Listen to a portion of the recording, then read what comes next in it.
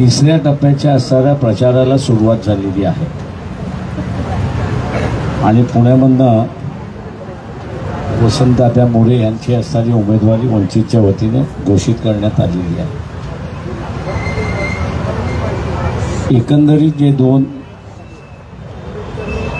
Round झाल्या, पहिली आणि दुसरी राऊंड, ही पहिली आणि दुसरी राऊंड मी असं म्हणेन की मागच्या 2019 मध्ये भारतीय जनता पक्षाला लाख 1.5 लाखाच्या ज्या लीड मिळाल्या होत्या आणि त्याच्यातून ते जिंकून आले होते,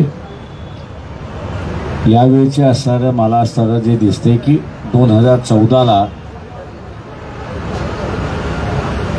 नवीन वोटर जो होता की ज्याला मनमोहन सिंगाच्या 2 GB स्कॅमच्या संदर्भातलं राग आला होता, चीड आला होता, डिझेल पेट्रोलचे भाव वाढले होते आणि तो BJPकडे गेला होता, अशी परिस्थिती आहे। 2014-2019 पर्यंत हा वर्ग त्यांच्याकडे राहिला, पण 2024 मध्ये हा वर्ग BJPकडे आहे असा त्या ठिकाणी दिसत नाही आहे। तो 2 राऊंडमध्ये हल्लेला आम्हाला असताना दिसतो आणि म्हणून जे मतदान 70% गेलं होतं ते 70%वरनं मतदान आता पुन्हा असणारं 54-55 अशा दरम्यान त्या ठिकाणी आलेला आहे। हा जो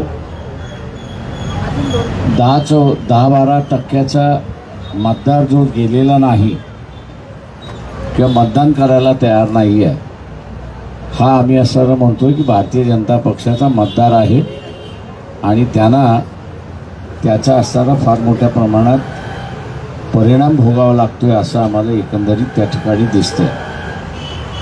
आणि म्हणून पहिल्या आणि दुसऱ्या राऊंडमध्ये आपण बघत असाल की भारतीय जनता पक्ष कुठेही असं म्हणत नाही आहे की आम्ही असणारं त्या ठिकाणी वर्चस्व आहे की आम्ही असणारं त्या ठिकाणी जिंकतोय।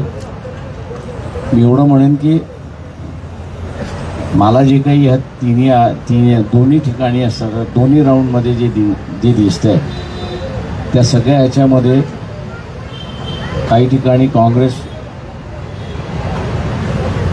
काही ठिकाणी असणारं BJP आणि वंचित अशांमधली असणारी ही रेस आहे असं आम्ही त्या ठिकाणी मानतोय। क्लोज रेस आहे। मीही दावा करू शकत नाही की आम्ही असणारं त्या ठिकाणी जिंकू असं, पण जो कोणी जिंकेल तो माझ्या दृष्टीने असणारं 25,000 मताच्या आतमध्ये राहील असं एकंदरीत पहिल्या आणि दुसऱ्या राऊंडचं मला असणारं चित्र त्या ठिकाणी दिसतंय। त्याच्यामुळे उरलेले जे आहेत राऊंड त्याही पद्धतीने असणारे चालतील अशी असणारी परिस्थिती आहे। कमिटेड वोटर हा जो काढू शकेल त्याचा विजय आहे असं मी त्या ठिकाणी मानतोय आणि कमिटेड वोटर हा काँग्रेसकडे पण आहे असं एकंदरीत त्या ठिकाणी दिसते। त्या अकोल्यामध्ये सुद्धा मी असं पहिल्यांदा असं बघितलं की काँग्रेसने नॉन मुस्लिम उमेदवार देऊन त्यांचा जो हिंदू कमिटेड वोटर होता तो बॅक टू काँग्रेस गेलेला मला असं त्या ठिकाणी दिसतोय। ही एक परिस्थिती आहे। त्याच्यामुळे काँग्रेसचा मतदार आहे असं मी त्या ठिकाणी मानतोय, त्यांचंही परफॉर्मन्स चांगलं होतं। एक दुसरी जी आहे त्याच्यामध्ये ज्यांनी कोणीही लक्षात घेतलेलं नाही, काँग्रेस आणि शिवसेना या दोघांमधला असणारा फार मोठ्या प्रमाणात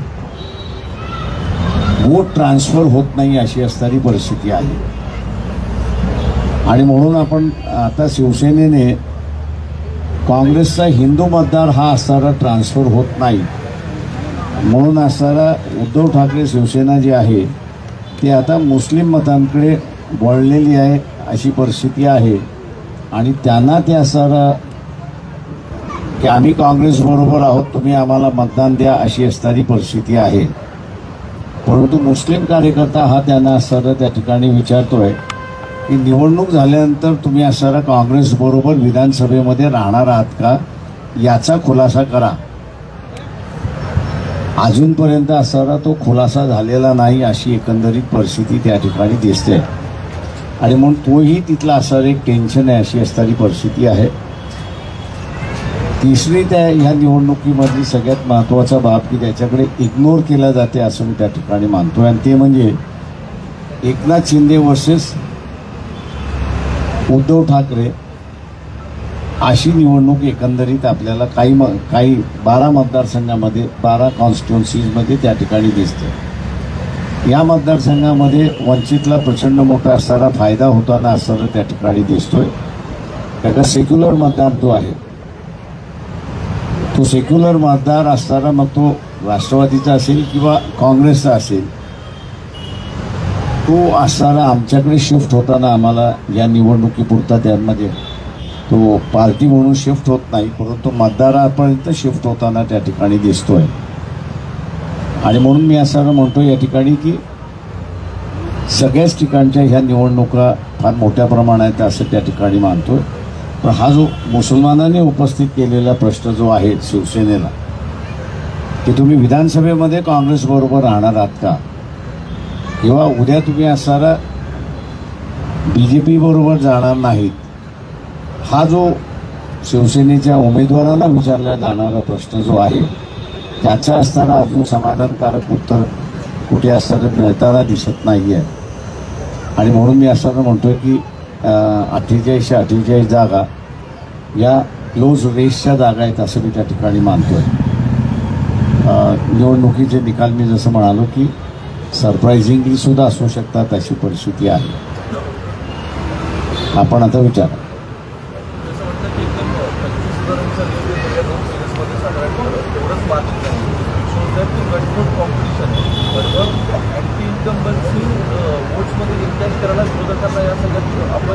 नाही, माझं म्हणणं असं आहे की अँटी इन्कम्बन्सी फॅक्टर म्हणजे 1.5 लाखाची लीड जी आहे मागची 2019 ती कमी झाली ना. 1.5 लाख मतं असणारा BJPच्या विरोधात गेलीत ही सगळं दिसतंय ना. त्याच्यामधनं त्यांना असणारं सेव्ह करून आपल्या कॉन्स्टिट्युन्सीज वाचवल्या पाहिजेत अशी परिस्थिती आहे. नरेंद्र मोदींचे काही राज्यभरात सभा घेत आहे त्याचा किती इम्पॅक्ट राहू शकतो या सगळ्या मतदारसंघात तुम्हाला वाटतं? मी तुमच्यावरती आरोप करणार आहे आता. याचं कारण की तुमचे मालक जे आहेत ते मोदींना वाचवायला निघालेले आहेत. 10-15 मिनिटं झाल्यानंतर मोदींच्या सभेमधून किती माणसं बाहेर पडतात याचं तुम्ही दाखवतच नाही आहेत. त्याच्यामुळे तुमचा मालक असणारा मोदींना वाचवायला निघालेला ही माझा आरोप आहे त्याच्यामध्ये. त्याच्यावरनंच मी जे म्हणतोय डिझोल्युशन जे आहे ते मोठ्या प्रमाणात डिझोल्युशन आहे आणि 2 फॅक्टर जे आहेत ते फार मोठ्या प्रमाणात हा जो मोदींकडे वळलेला जो मतदार आहे त्याच्यामध्ये असणारं काम करते. एक म्हणजे आणि मी इथल्या असणाऱ्या हिंदू महासभा असेल किंवा सरहद संघटना आहेत नाहार त्यांची असेल इथे उतरलेले आहेत प्रचारामध्ये आपल्याला दिसतात आहेत. त्याच्याचबरोबर त्या असणाऱ्या संघाचे जे कार्यकर्ते आहेत त्यांनाही माझं असणारं आव्हान आहे की 2014 हे राज्यसभेमध्ये उत्तर देईपर्यंत हे 22ला ते उत्तर आलेलं आहे. त्या कालावधीमध्ये शासनाचे आकडे आहेत हे माझे आकडे नाही आहेत. मी 2017ला ते असताना आरोप केला होता त्यावेळेस ऑफिशियली असताना शासनाने कबूल केलेले आहे की 2014 ते उत्तर येईपर्यंत 17 लाख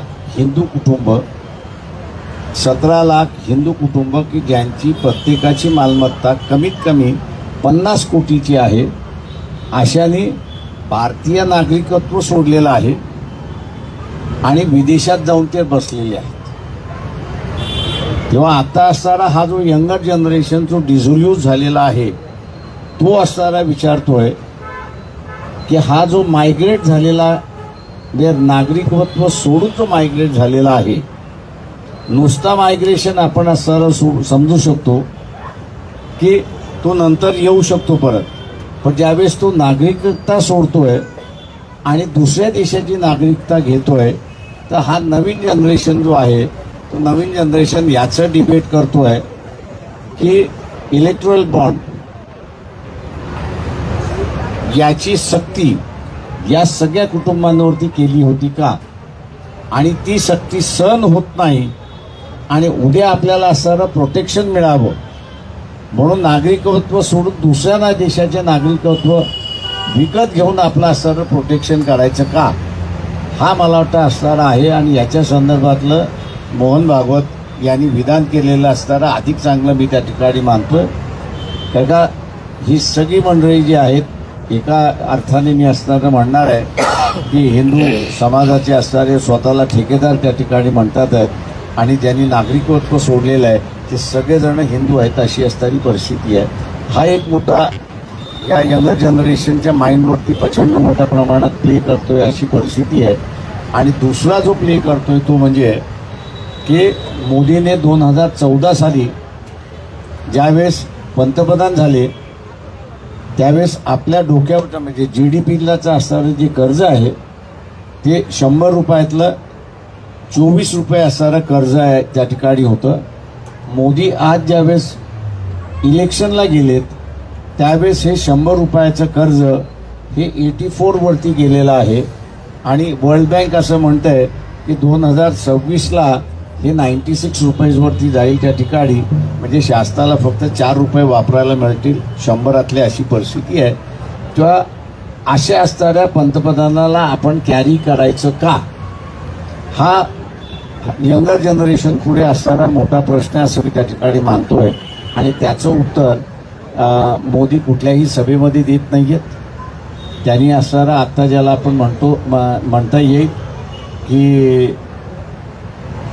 परकला प्रभाकरन जे निर्मला सीतारामनचे असणारे पती आहेत, त्यांची जी असणारे एक 10-12 दिवसापूर्वी एक मुलाखत आली होती, आणि त्या मुलाखतीमध्ये त्यांनी असं म्हटलं आहे की 24 ते 29 या कालावधीमध्ये पंतप्रधान म्हणजे नरेंद्र मोदी जर पंतप्रधान झाले तर त्यांनी 4 गोष्टींचा सर्व उल्लेख केला होता, आणि तोही त्यांच्या याच्यावरती आहे. पहिलं, डेमोक्रेसी संपेल. दुसरं, निवडणुका होणार नाहीत. तिसरं, संविधान बदलेल. आणि चौथं विधान फार भयानक होतं त्यांचं, आणि ते म्हणजे की गल्ली गल्लीमध्ये तुम्हाला मणिपूर घडणारा त्या ठिकाणी दिसेल. या ज्या गोष्टी आहेत ह्या यंगर जनरेशनच्या मी असं मानतो की तो हाऊस पोस करून जगणारा क्लास आहे, त्याच्यावरती प्रचंड मोठ्या प्रमाणात असणारा आघात होतोय. आणि त्याच्यामुळे पर्सेंटेज ऑफ वोटिंग हे कमी झाले, आणि अपील करूनही ते पर्सेंटेज ऑफ वोटिंग वाढत नाही, ही मोठी बाब असं मी त्या ठिकाणी मानतो. आणि मी एक फक्त आहे की काँग्रेस या गोष्टीवरती या गोष्टी एक्सप्लॉइट करायला पूर्णपणे फेल्युअर झालेली आहे. उद्धव ठाकरे सुद्धा ह्या गोष्टी एक्सप्लॉइट करायला त्या ठिकाणी फेल्युअर झालेले आहेत. शरद पवारांचा उल्लेखच करत नाही या ठिकाणी, करता रेलिव्हन्स फार आता राहिलेलं नाही बारामतीशिवाय. आता ही हायलाईट वंचितच त्या ठिकाणी करते, दुसरं कोणीच करत नाही आपल्याला दिसतंय.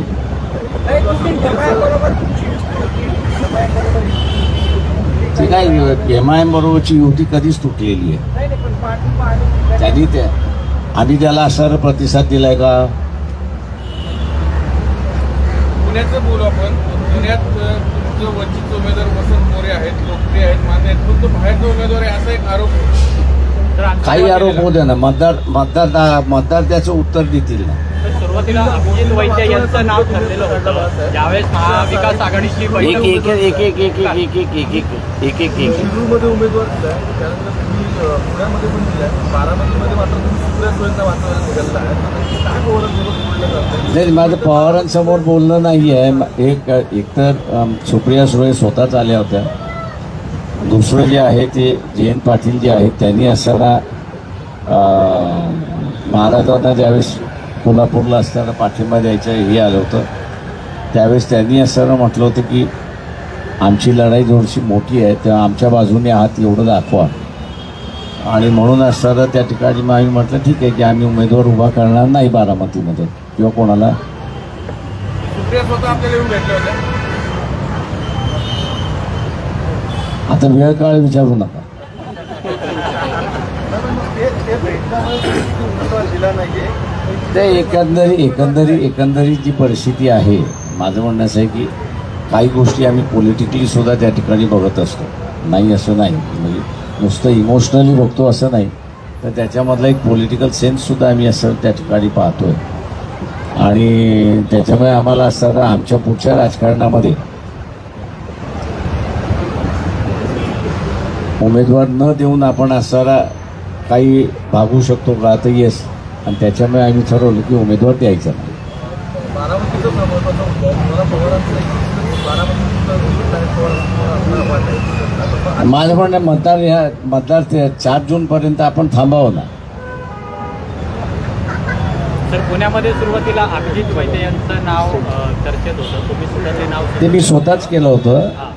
आणि माझं म्हणणं असं आहे की त्यांची सुद्धा ही होती की उरलेले सगळे एकत्र लढलो तरच त्यांची असणारी ही होती, नाहीतर त्यांची लढण्याची इच्छा नव्हती, हे मला माहीत होतं. तर गेल्या इलेक्शनला 2019ला वंचित लाखांनी मतं घेतली, त्यांचा काय परिस्थिती असेल काल? आम्ही आमचं खातं उघडून एवढे निश्चितपणे सांगतो.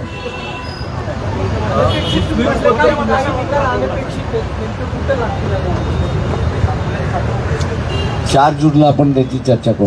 साहेब, अकोल्याचं अकोला यावेळेस अकोला हा, अकोल्याचं काय ते म्हणून मी म्हटलं नाही, यावेळेस आम्ही आमचं खातं ओपन करू एवढं मी सांगतो. पुण्यात काय परिस्थिती राहील?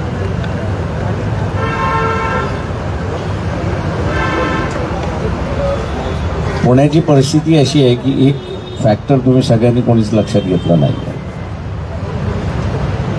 कुसुम मोरेंचा असणारा जो सगळ्यात जमेची बाजू आहे ती म्हणजे आझादांची त्यांची असणारी जमेची बाजू आहे, भोंग्याची असणारी. त्याच्यामुळे मुस्लिम हा जो आहे हा पूर्णपणे वन साइडेड जाईल अशी माझी आत्ता तरी माहिती आहे.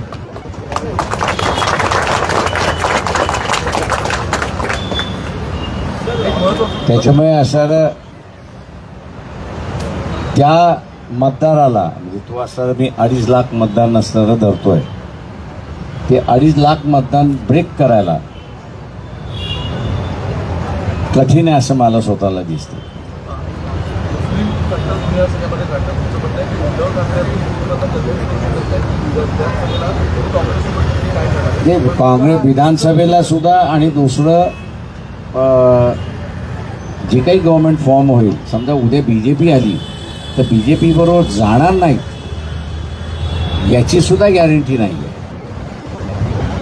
त्याला एकंदरीत ते आहे कल्याण मतदारसंघ, आपण जो मुख्यमंत्र्याचा मतदारसंघ, दोघांचं हार्ड वैर्य म्हणून असं असतं, त्या ठिकाणी मान्य केलं जातं. त्या ठिकाणी वैशाली राणे यांना जी उमेदवारी देण्यात आलेली आहे ते अत्यंत वीक उमेदवार देण्यात आलेला आहे असं त्या ठिकाणी मानलं जात आहे. आणि म्हणूनच मुस्लिम समाज त्या मतदारसंघात फार मोठ्या प्रमाणात आहे, नाही असं नाही. तेव्हा तेच असं विचारत आहेत की ज्यांच्याशी यांचा हार्ड वैर्य आहे तिथेच एकदम वीक उमेदवार देणं याच्याच वरनं असणारं शंका निर्माण झालेली आहे.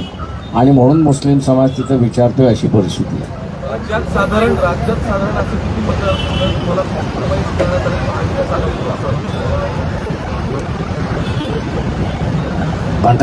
भंडारा गोंदिया, नाना पटोलेंचं नाव आलं, मागे घेण्यात आलं. नागपूरमधला रामटेकमधला असणारा उमेदवार जो आहे तो रामटेकमधला उमेदवार ज्याला आपल्याला म्हणता येईल की कास्ट व्हॅलिडिटी टिकणार नाही दिसत होतं, दिलं, पुन्हा मागे झालं. त्याच्यानंतर असणारा ज्याला आपल्याला म्हणता येईल की यवतमाळ वाशिम मतदारसंघ जो आहे, एकनाथ शिंदेकडून ज्यावेळेस भावना गवळी येत नाही असं ज्यावेळेस जाहीर झालं त्यावेळेस ती एक संधी होती की चांगली सीट उद्धव ठाकरे यांना असणारा देऊन ती जिंकण्याची, पण तीही त्या ठिकाणी दिसणार नाही. त्याच्यानंतर नांदेडची आहे त्याला असं दिसतंय, बुलढाण्याची आहे की जिथे मला असं दिसतंय, रावेर आहे, जळगाव सुद्धा त्याच कॅटेगरीमध्ये येते ना. अशा असणाऱ्या अनेक कॉन्स्टिट्युन्सीज आहेत की तिथे चांगले कॅन्डिडेट तुम्ही फील्ड करू शकत होतात, ते उभे केले नाहीत. परंतु जे लढू शकत नाहीत असेच असणारे उमेदवार तुम्ही उभे केले. म्हणजे नांदेडचे असणारे चव्हाण माणूस फार चांगला आहे, ते मी त्याच्या बाजूने उभा राहीन अशी परिस्थिती आहे, पण मेडिकली ही अनफिट. त्या मतदारसंघामध्ये ते फिरू शकत नाही अशी परिस्थिती आहे. तर जवळपास तुम्ही आता 38 उमेदवार उभे केलेले आहेत. यामध्ये अनेक जणांचे फायदे झालेले आहेत आणि उमेदवारांचे तिथे काही वेळी त्यांची नावं बदललेली आहेत. नेमकी परिस्थिती काय आहे? नाही, मी असं म्हणेन की आम्ही असं आता जसं साताऱ्याचं आहे, साताऱ्याचा असणारा सैनिक बोर्डाकडून आम्हाला असं आलं की आम्हाला उमेदवार उभा करायचा, तुमच्या मार्फतच उभा करायचा. आम्ही म्हटलं ठीक आहे, आम्ही आमचं प्लॅटफॉर्म तुम्हाला लेंड करतो. किंवा अशा काही ठिकाणचे असणारे जे आहेत तिथे आम्ही असणारा उमेदवार उभे केलेले आहेत आणि त्यांच्या वतीने आता जसं वसंतराव मोरेंचं आहे, सगळे डावलत होते. का डावलत होते? तर त्यांनी असणारा मुसलमानांची बाजू घेतली म्हणून डावलत होते. आता हा एक फॅक्टर होऊ शकत नाही ना की भूमिका घेतलेली आहे, भूमिकेवरती मतभेद असेल. पण तुम्ही असं बीजेपीची लाईन ओढायला निघालेला, एक्सक्लुजनचं राजकारण तुम्ही म्हणजे वगळण्याचं राजकारण तुम्ही करायला लागलेला.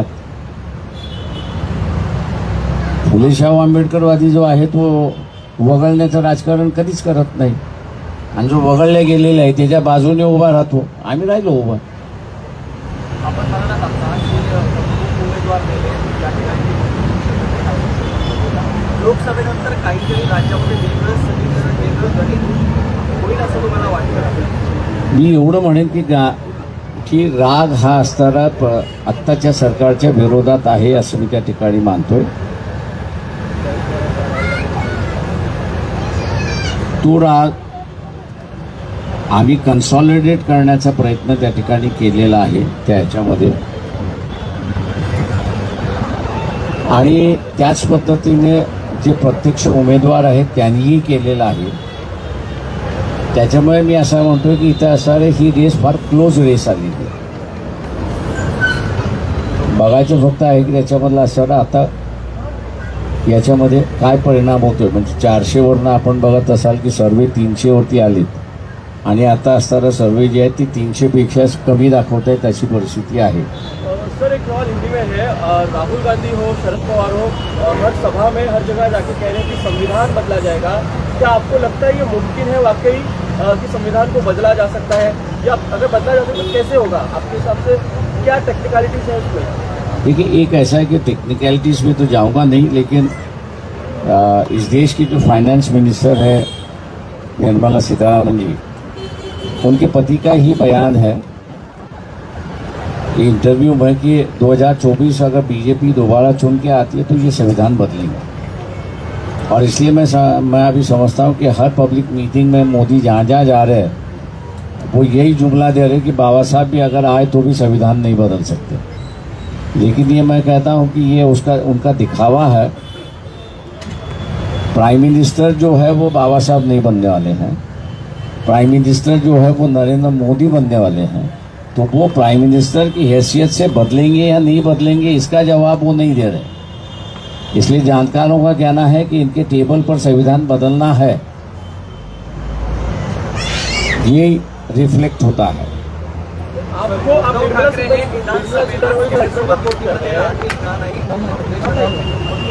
एक कारण असू शकतं का किंवा आहे का शिवसेनेसोबत? नाही, आमच्या युतीमध्ये असणारं ते 2 जागा देऊन पूर्ण असणारं स्वतःला वाचवण्याचं राजकारण त्या ठिकाणी चाललेलं आहे. त्याच्यामुळे आम्ही असणारं म्हटलं की आम्ही बाहेर पडलो आणि स्वतंत्र आता उभा केलं आहे. आता स्वतःचं उभा केल्यानंतर सगळेजण हे म्हणायला लागले की अचानक हे कसं उभं राहिलेलं आहे. हे अचानक नाही, गेले 5 वर्षापासून आम्ही असणारी करत होतो. आणि म्हणून माझ्या प्रत्येक प्रेस कॉन्फरन्समध्ये म्हणत होतो की आम्ही कोंबडी शिजवली की मिळून खाऊ, पण हे असणारं ओरबडून खायला बघत होते की ते आम्ही असणारं होऊ देणार नव्हतो.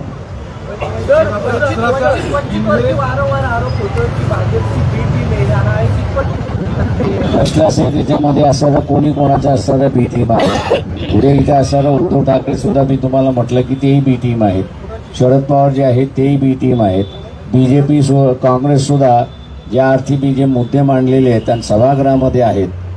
आज 17 लाख कुटुंब हिंदू कुटुंब बाहेर जाणं राज्यसभेच्या पटनावरती असणारं हे उत्तर आहे. काँग्रेसनी एकदा तरी उठवलेलं आहे का मला सांगा. इथला असणारा अख्खा हिंदू समाज तुम्हाला डिस्टर्ब करता येत होता आणि हिंदू समाज अख्खा पूर्ण डिस्टर्ब होऊन बीजेपीच्या विरोधात तुम्ही घालू शकत होता आणि तुम्ही घालायला तयार नाही.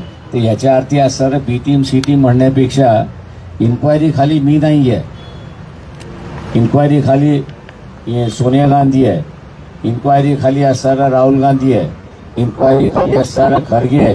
त्याच्यामुळे त्यांना जेलपासून जाण्याचं वाचायचं मला नाही. सर एक सवाल है, इनहेरिटेड टैक्स के ऊपर भी बहुत चर्चा चल रही है. What is your stand on inherited tax? ठीक आहे, पहिला वेल्थ टॅक्स थांबते या सर गेल्या वेळेस आपल्या इथं वेल्थ टॅक्स होता नाही असं नाही. तो वेल्थ टॅक्स कॅन्सल करण्यात आला, रद्द करण्यात आला.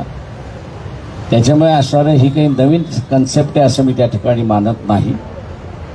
मीही ज्यावेळेस माझ्या वडिलांची असणारी प्रॉपर्टी इनहेरिट केली त्यावेळेस मला वेल्थ टॅक्स भरावा लागला.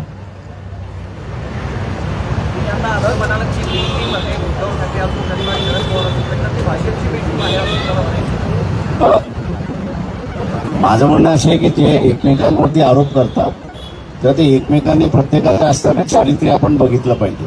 तुम्ही फक्त आज असताना बीजेपी बरोबर 20 वर्ष राहिलात, तुम्ही बाहेर पडलात म्हणून असं धुत्या सांगण्यासारखे नाही आहात.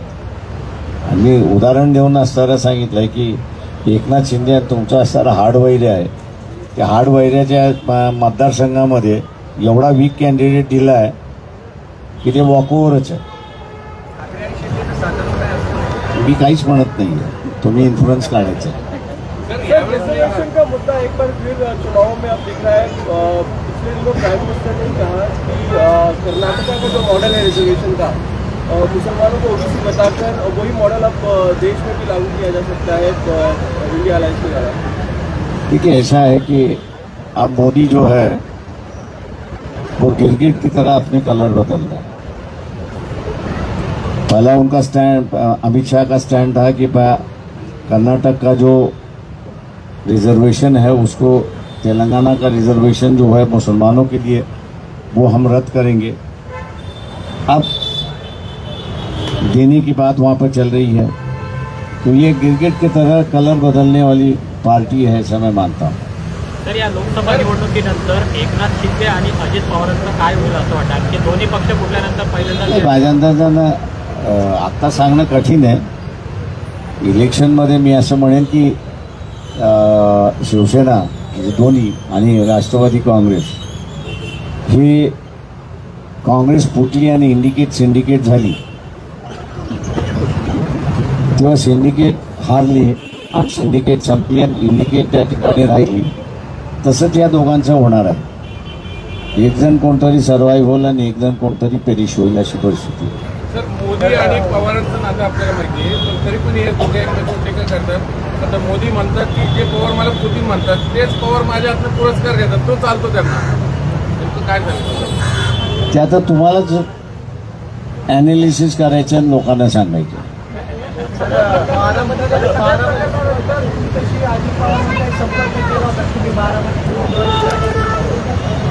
माझ्याशी कोणीच संपर्क नाही. देखील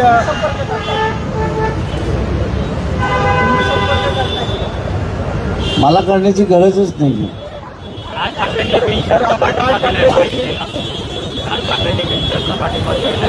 माझं म्हणणं असं आहे की त्यांनी दिलेल्या पाठिंब्यासाठीच आम्ही मुंबईतले उमेदवार डिक्लेअर केले नव्हते.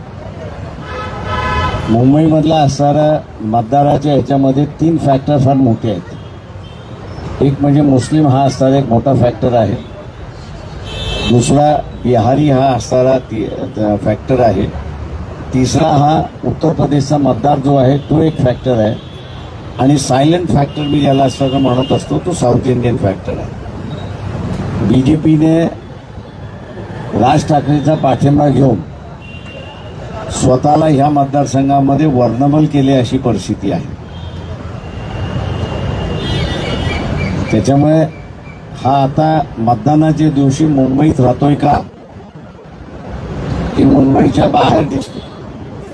त्याच्या मला एक बातमी त्याच्यामध्ये असणाऱ्या जी दिसली ती असणारा हे आश्चर्य आहे की उत्तर प्रदेश आणि बिहार या दोन्ही राज्यामधल्या मुंबईत राहणाऱ्या लोकांनी रेल्वेला एक पत्र दिलेलं आहे की या उन्हाळ्याच्या सुट्टीमध्ये म्हणजे 1 तारखेपासून मेच्या 1 तारखेपासून कमीत कमी 26 गाड्या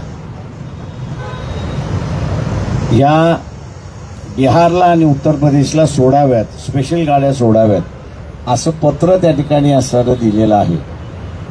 त्याच्यामुळे ह्या पत्रावरनं असणारा मी अंदाज असा काढतोय की तो मतदानाच्या दिवशी मुंबईत राहायला मागत नाही. राज ठाकरेंना घेऊन त्याच्यामुळे तो रेग्युलर मतदार हा बीजेपीचा मतदार आहे आणि बीजेपीचा मतदार असल्यामुळे तो जर बाहेर जाणार असेल तर आम्ही त्याचं स्वागतच करतोय. मुंबईतल्या सगळ्या मतदारसंघातून उमेदवार देणार आहात. येस, 4 ठिकाणी आम्ही डिक्लेअर केले, 2 ठिकाणी आज संध्याकाळी डिक्लेअर करतोय. भाजपने उज्ज्वल निकम 2 टप्पे जर आले तर 2 टप्प्यांमध्ये इलेक्शनच्या मराठा आरक्षण किंवा ओबीसी आरक्षण हा मुद्दा कितपत चर्चेला जातोय, त्याचा इफेक्ट कितपत होतोय आणि जरांच्या फॅक्टर या 2 टप्प्याच्या इलेक्शनमध्ये दिसतोय. ते या 2 टप्प्यात पहिल्या टप्प्यामध्ये जरांगे फॅक्टर नाहीये. सेकंड फॅक्टर मधला असणारा सुद्धा विदर्भाच्या ह्याच्यामध्ये नाहीये, परंतु मराठवाड्याच्या ह्याच्यामध्ये तो फॅक्टर आहे असे एकंदरीत दिसते. आणि काँग्रेसचे काँग्रेसचे उमेदवार जसं चव्हाण ह्यानं म्हटलं त्या ह्याच्यामध्ये आजारी असूनही त्यांची असणारी ही चर्चा झाली नाही. त्याच्यामुळे असणारा जरांगे फॅक्टर हा जो आहे ओबीसी एका बाजूला घेतला आणि मराठा वेगळा गेलाय. याचं शार्पनेस जे आहे ते मला वाटतं असणारं केंद्र जे आहे ते जालना आणि बीड असं मी त्या ठिकाणी मानतोय. तेव्हा जालना आणि बीड हे वोटिंग कसं करतंय हे त्या ठिकाणी पाहणं महत्त्वाचं आहे. तर भाजपकडून उज्ज्वल निकम यांना सुद्धा ऐनवेळी उमेदवारी घोषित करण्यात आलेली आहे. बऱ्यापैकी उमेदवार हे भाजपने ऐनवेळी बाहेरून घेतलेले आहेत असं चित्र आहे. हे मान्य आहे मला त्याच्यामध्ये की आपण असं जे म्हणतोय की एक बाहेरून उमेदवार घेतलेले आहेत हे बरोबर आहे. मला वाटतं हे अगोदरही चालत होतं, असं नाही. मला एक माहिती आहे की याच मतदारसंघामध्ये एकेकाळी काँग्रेसकडून मुंबई हायकोर्टाची जज गोखलेजी यांना ते रिटायर झाल्यानंतर काँग्रेसचे ते कधीच नव्हते, पण काँग्रेसने त्यांना सर्व उभं केलं होतं आणि निवडून आणलं होतं.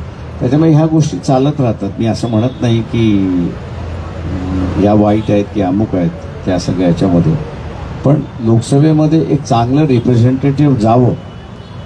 आता उज्ज्वल निकम सुद्धा माझ्या अंदाजानं एक व्यक्तिमत्व महाराष्ट्रातलं आहे की ज्याच्यामध्ये तुम्ही आक्षेप त्याच्यावरती काही घेऊ शकत नाही. किंवा अशी माणसं जर उभं केलं तर लोकांना चॉईस राहतो असं मी त्या ठिकाणी मानतो.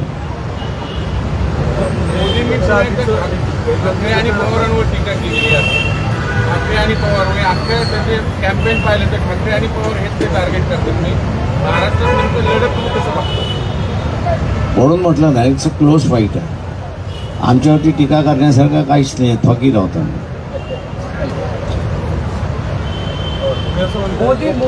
थँक्यू. संपवायचं का आता? Last question.